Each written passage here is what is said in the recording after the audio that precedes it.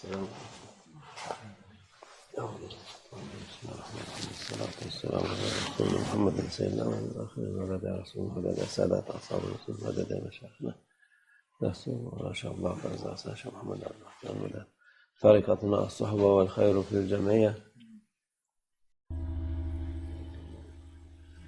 اللہ ہم سب کو ہمارے نفس کے شر سے بچائے،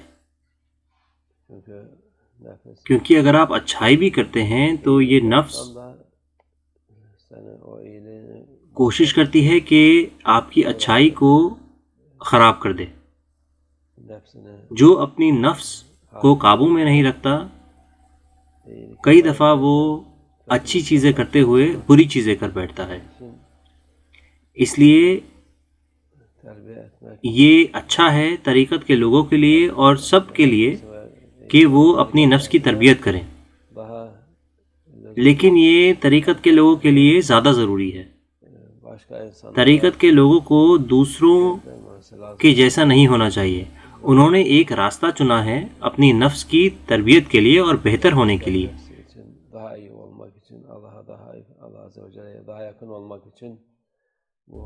انہوں نے یہ راستہ چنا ہے اللہ عز و جل کے قریب ہونے کے لیے. انہیں اس پر دھیان دینا چاہیے.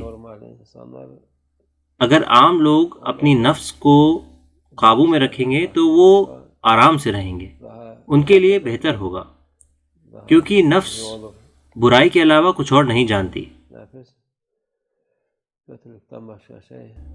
برائی کرنا آسان ہے، اسی لیے نفس برائی کی طرف آمادہ ہے. اچھائی کرنا مشکل ہے، یہ نفس کے لیے مشکل ہے.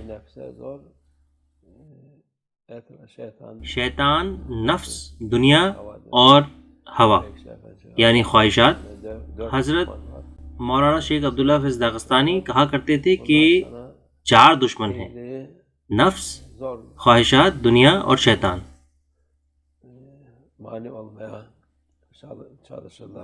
وہ اچھائی کو مشکل دکھاتی ہیں آپ کو اور آپ کو اسے کرنے سے روکتی ہیں. اس لیے بہت سارے لوگ اچھائی سے دور رہتے ہیں اور برائی کی طرف جھکتے ہیں. وہ ہر اچھائی کو مشکل دیکھتے ہیں اور برائی کو اور گناہوں کو آسان دیکھتے ہیں. انہیں یہ آسانی سے کر سکتے ہیں. اگر اس دنیا میں کوئی قانون نہ ہوتا تو یہ بہت ہی برا ہوتا. کچھ چیزیں اللہ عز و جل نے لوگوں کو امتحان کے طور پر دی ہیں، اور امتحان ہمیشہ مشکل ہوتے ہیں. اسکول میں ہوں،